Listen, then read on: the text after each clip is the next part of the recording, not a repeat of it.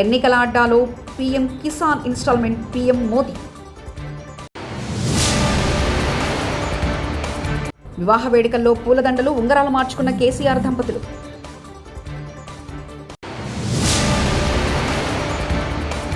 తిరుమల శ్రీవారిని దర్శించుకున్న పలువురు ప్రముఖులు.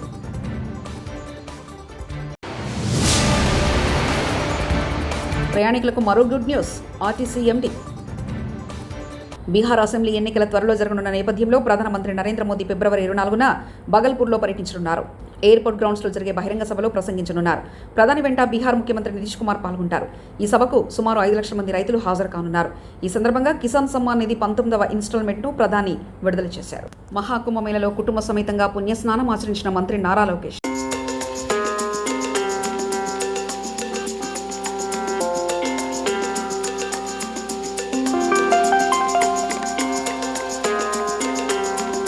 వివాహ విందుకు హాజరైన కేసీఆర్ దంపతులు అతిథుల సమక్షంలో ఒకరినొకరు పూలదండలు ఉంగరాలు మార్చుకున్నారు.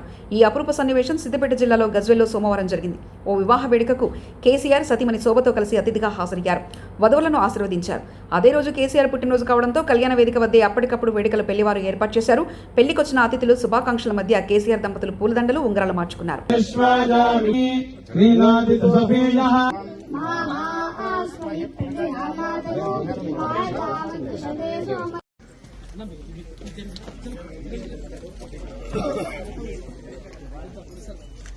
కొంచెం కూర్చొని దూరం ఉంటే బెటర్.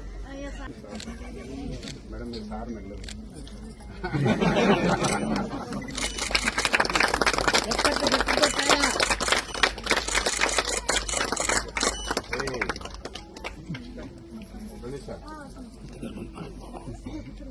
సార్ టైం 7 మళ్ళీ.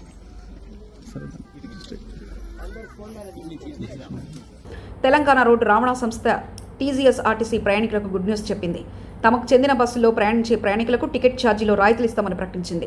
ఇప్పటికీ రాష్ట్ర వ్యాప్తంగా మహిళల కోసం మహాలక్ష్మి పథకాన్ని ప్రభుత్వం అమలు చేసింది. దీనివల్ల ఆర్టీసీ బస్సులో ప్రయాణానికి మహిళలు మక్కువ చూపుతున్నారు. అది కాక మహిళా ఉచిత ప్రయాణ పథకం వల్ల ప్రభుత్వానికి భారీగా నగదు వస్తుందంటూ సాక్షాత్ సీఎం రేవంత్ రెడ్డి ఇప్పటికే ప్రకటించారు. తెలంగాణ కోసం కేసీఆర్ దీక్ష చేసినప్పుడు ఆయనను చూస్తే నాకు ఏడుపొచ్చింది. అప్పటికి కేసీఆర్ నిరాహార దీక్ష 11 రోజులైంది. కంట్రోల్లో లేడు, వణుకుతున్నాడు, కానీ పట్టుదల మాత్రం విడలేదు. అప్పుడు ఆయనను చూసి నా కళ్ళలో నీళ్లు తిరిగాయంటూ హరీష్ రావు వ్యాఖ్యానించారు. అయితే తెలంగాణ జైత్రయాత్ర లేదంటే నా శవయాత్ర అని చెప్పి ఆమరణ నిరాహార దీక్ష కూర్చున్నటువంటి నాయకుడు మనం చూసాం. గాంధీజీ గారి సత్యాగ్రహం చూసాం. పొట్టి శ్రీరాములు గారి ఆమరణ దీక్ష చూసాం.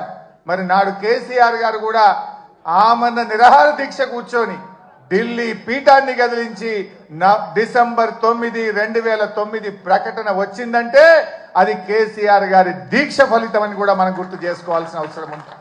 నిజంగా ఆయన ఆ రోజు దీక్ష పూనుకోకపోతే ఇవాళ తెలంగాణ ప్రకటన వచ్చేదా? ఎవడెవడో ఏదో మాట్లాడుతున్నాడు. ఆ రోజు చిదంబరం గారు నాకు బాగా గుర్తు. కేటీఆర్ గారు, మా మధుసూనాచారి గారు, జయశంకర్ గారు అందరం కూడా అక్కడే ఉండేవాళ్ళం.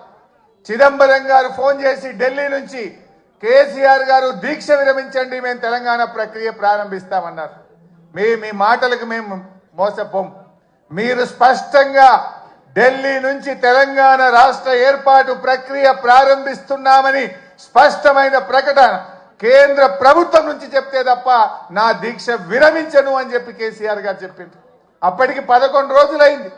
మనిషి ఆ మంచం మీద నుంచి ఒక్కొక్కసారి వణుకుతో దాదాపు ½ ఫీట్ ఎగురుతా ఉండే బాడీ తన కంట్రోల్లో తాను లేదు. కానీ ఆ పట్టుదల. కేసీఆర్ కడుపున పుట్టడం నాకు పూర్వజన్మ సుకృతం.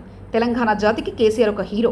ఉద్యమం కోసం నడుం బిగించిన నాడు మీడియా లేదు, మద్దతు లేదు. ఎన్ని ఇబ్బందులు వచ్చినా ఉద్యమాన్ని నడిపారు. చావు నోట్లో తలపెట్టి తెలంగాణ రాష్ట్రాన్ని సాధించారంటూ కేటీఆర్ వ్యాఖ్యానించారు. కేసీఆర్ గారి కడుపున పుట్టిన బిడ్డగా నిజంగా నా పూర్వజన్మ సుకృతం, నా అదృష్టం. ఎందుకంటే మా నాన్న నా ఒక్కడికే హీరో కాదు. మా నాన్న మొత్తం తెలంగాణ జాతికి హీరో, 4 కోట్ల తెలంగాణ ప్రజలకు హీరో. తెలంగాణకు విముక్తి కల్పించిన ఒక మహానుభావుడు, ఒక కారణ జన్ముడు కడుపున నేను పుట్టడం నా అదృష్టంగా భావిస్తూ ఉన్నాను. నిజంగా అప్పుడప్పుడు ఇప్పుడే పెద్దలు చెప్తా ఉంటే కొన్ని సినిమా రీల్ లాగా మనసులో తిరుగుతూ ఉండే. వారు చెప్తున్న కొన్ని మాటలు. కేసీఆర్ గారు ఉద్యమానికి నడుం బిగించినాడు. ఎన్ని ప్రతికూల పరిస్థితులు, ఎన్ని ఇబ్బందికరమైన పరిస్థితులు ఇప్పుడే పెద్దలు మధుసూనాచారి గారు చెప్పినారు. మీడియా పవర్ లేదు, మనీ పవర్ లేదు, మజిల్ పవర్ లేదు, కుల బలం లేదు. ఉన్నదల్లా ఒక్కటే గుండె బలం, జనబలం దానితోనే ఆనాడు 25 సంవత్సరాల కిందట పార్టీని పెట్టిన తర్వాత ఎన్ని దెబ్బలు, ఎన్ని అవమానాలు, ఎన్ని రకాల ప్రతికూల ఫలితాలు ఇప్పుడు హరీష్ రావు గారు మేము వివరంగా చెప్పినారు. ఇవన్నీ ఎదుర్కొని ఇంకొకరు బతికి బట్టగట్టాలంటే ఈ రోజున్న రాజకీయాల్లో సామాన్యమైన విషయం కాదు. కానీ తాను తెలంగాణ అనే స్వప్నాన్ని తెలంగాణ ప్రజల తరపున స్వప్నించి ఒక కలగని ఆ తర్వాత 25 సంవత్సరాలుగా ఈ రాష్ట్ర రాజకీయాన్ని శాసించి అల్టిమేట్గా సావు నోట్లో తలబెట్టి తెలంగాణను మాజీ మంత్రి నారా లోకేష్ను కలిసిన మంచు మనోజ్.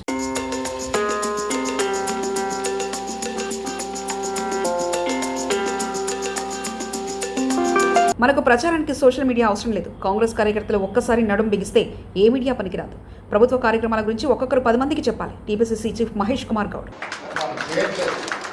ప్రతి వ్యక్తి రోజు కనీసం 10 మందికి ఈ విషయాలు చెప్పాలి.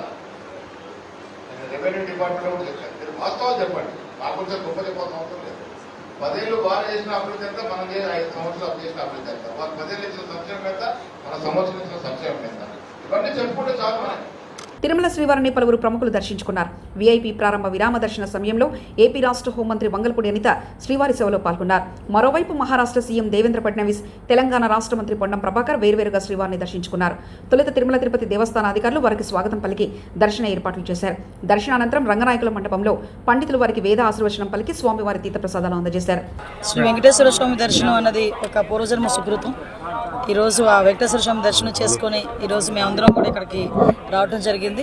ఒక మంచి దర్శనం కలిగింది. ఆ దేవదేవుని కూడా ఎప్పుడు కూడా ఈ రాష్ట్రం బాగుపడాలి, చంద్రబాబు నాయుడు గారు ఆరోగ్యంగా ఉండాలి, ఈ రాష్ట్ర ప్రజలందరూ కూడా ఎన్డీఏ గవర్నమెంట్ సారథ్యంలో ప్రతి ఒక్కరు కూడా సుఖ సంతోషాలతో ఉండాలని మనస్ఫూర్తిగా ఆ దేవదేవుని కోరుకోవడం జరిగింది.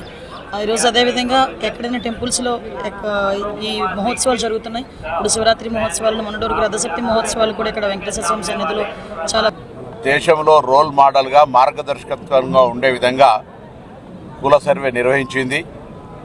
ఆ కుల సర్వే కార్యాచరణ భవిష్యత్తులో చట్టం చేయబడి 42% బలహీన వర్గాలకు స్థానిక సంస్థలతో పాటుగా విద్యా ఉపాధి అవకాశాల్లో రిజర్వేషన్లు కల్పించడానికి ప్రభుత్వం కాంగ్రెస్ ప్రజలకు తెలంగాణ అభివృద్ధి దిశలో తీసుకుపోయే విధంగా రైజింగ్ తెలంగాణ దేశంలోనే అగ్రభాగాన నిలబడే విధంగా మా కాంగ్రెస్ ప్రభుత్వం కొనసాగుతుంది.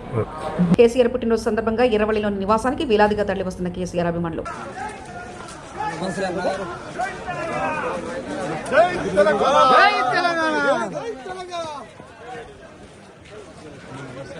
ఎర్రవల్లిలో కేసీఆర్ జన్మదిన సందర్భంగా గ్రామంలోని గ్రామదేవతలకు ప్రత్యేక పూజలు, యాగం నిర్వహించిన గ్రామస్తులు, యాగంలో పాల్గొన్న కేసీఆర్ దంపతులు.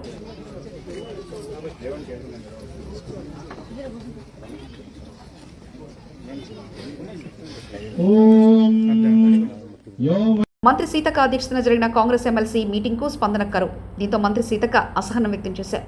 నిర్మల్ జిల్లా బైన్సాపట్నంలో జరిగిన కాంగ్రెస్ ఎమ్మెల్సీ మీటింగ్లో పాల్గొన్న మంత్రి సీతక్క ఎమ్మెల్సీ అభ్యర్థి అల్ఫోర్స్ నరేందర్ రెడ్డి, ఎమ్మెల్యే వెడ్మ బుజ్జ, మాజీ ఎమ్మెల్యేలు వేణుగోపాల్చారి, విఠల్ రెడ్డి, నారాయణరావు, పటేల్ ఒకరి దిద్దరు. గ్రాడ్యుయేట్లు మినహా ఓటర్లు ఎవరూ రాకపోవడంతో ఖాళీగా కనిపించిన కుర్చీలు, పాల్గొన్న కొంతమంది కూడా అల్ఫోర్స్ విద్యాసంస్థలకు చెందిన సిబ్బంది కావడంతో మీటింగ్కు స్పందన కరువైంది. కేసీఆర్ జన్మదిన సందర్భంగా యాదగిరిగుట్ట శ్రీ లక్ష్మీనరసింహస్వామి వారి ఆలయంలో ప్రత్యేక పూజలు నిర్వహించి మాజీ మంత్రి సూర్యాపేట ఎమ్మెల్యే జగదీష్ రెడ్డి దంపతులు పాల్గొన్నారు. ఆలేరు మాజీ ఎమ్మెల్యే గొంగిడి సునీత, మాజీ మంత్రి ఎమ్మెల్యే గుంతకండ్ల జగదీష్ రెడ్డి ప్రత్యేక తెలంగాణ వస్తే తప్ప సమస్యలు పరిష్కారం కాదని, మన నిధులు మన వనరులతో కోసం పోరాటం చేసిన యోధుడు కేసీఆర్. అంబేద్కర్ గాంధీ మార్గంలో ప్రత్యేక రాష్ట్రం సాధించిన వ్యక్తి కేసీఆర్. సబ్బంట ప్రజల సమస్యలు తెలిపిన నాయకుడు కేసీఆర్. తెలంగాణ రాష్ట్ర ఏర్పాటయ్యాక మొదటి సీఎం అయ్యాడు. తెలంగాణ జాతిపిత బాపుగా కేసీఆర్.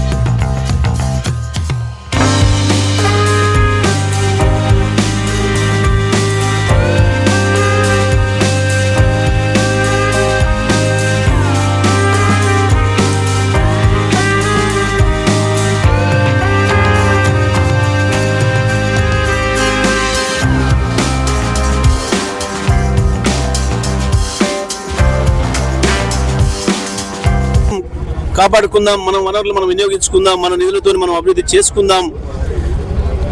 తెలంగాణ రాష్ట్రం అయితే సొంత రాష్ట్రం అయితే భారతదేశంలోనే అతి ఉన్నతమైన రాష్ట్రం అవుతుందని చెప్పి ఆనాడు ప్రకటించి తెలంగాణ ఉద్యమాన్ని ప్రారంభించి మనకున్న మార్గం అంబేద్కర్ గారు మనకిచ్చిన అవకాశం రాజ్యాంగంలో, గాంధీ మహాత్ముడు చూపించిన మార్గం, దానిలోనే అహింసతోనే ఎన్నికల్ని ఆయుధంగా చేసుకొని రాష్ట్రాన్ని సాధించాలని చెప్పి ఒక అద్భుతమైన పందాన్ని తీసుకొని తెలంగాణ రాష్ట్ర ప్రజలందరినీ కూడా ఏకం చేసి రాష్ట్రాన్ని సాధించిన నాయకుడు కేసీఆర్ గారు.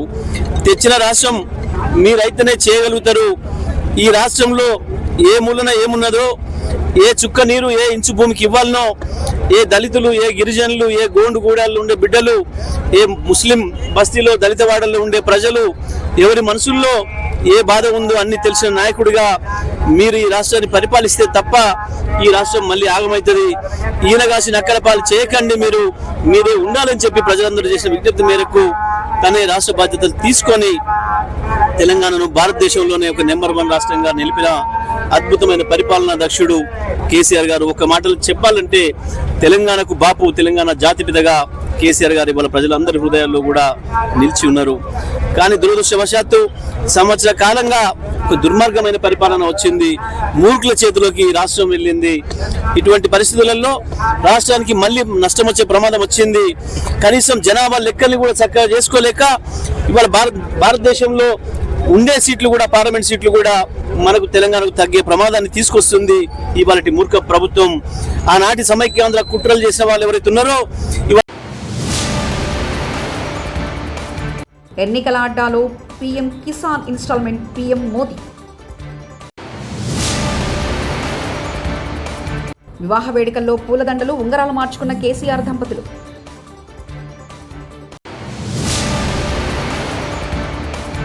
తిరుమల శ్రీవారిని దర్శించుకున్న పలువురు ప్రముఖులు.